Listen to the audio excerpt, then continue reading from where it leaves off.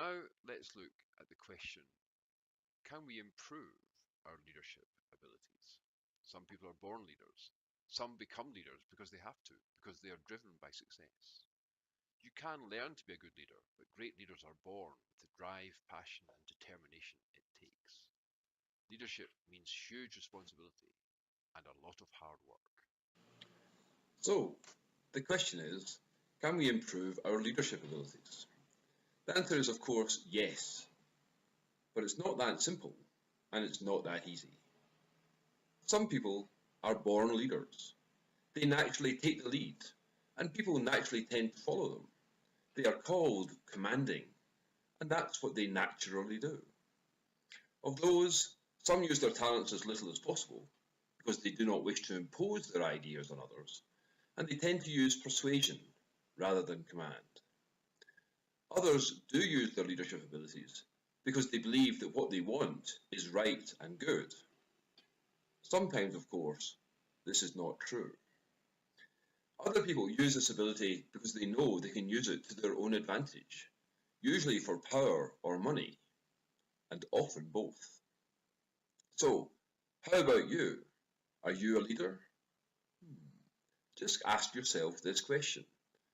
Do I find it easy to get other people to do what I want them to do? Not all leaders are natural leaders. Some people become leaders because they believe it will make them rich and powerful. So they drive themselves to become better leaders, even if it is not natural to them. Some succeed. In fact, all leaders drive for continuous improvement, an idea we will look at in more detail shortly. The problem is that leadership is a mixture of natural talent and skills. You can learn the skills, but those with natural talent will usually remain a stronger leader than you are. Leadership, in business as in politics, is always a competition, a battle for power and influence. Leadership is about achieving maximum influence, for good or ill. But all this does mean that you can practice the skills of leadership. And as with English, the more you practice, the better you will become. So what skills can you practice? Well, here are a few. Practice thinking big.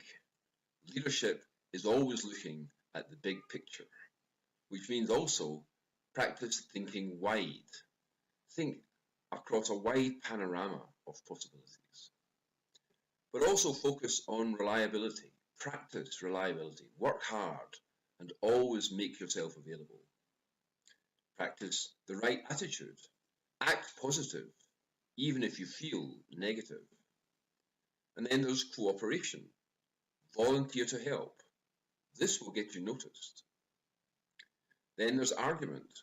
Work on improving your ability to argue logically and strongly, but calmly and peacefully. And also work on trading influence and on working together. Work on your negotiation skills. Overall, though, the idea is to get recognized, become the go-to guy. The thing to remember, though, is that though leadership seems attractive, usually because of its perceived links to success, leadership itself is always stressful. There is huge responsibility and constant pressure to perform.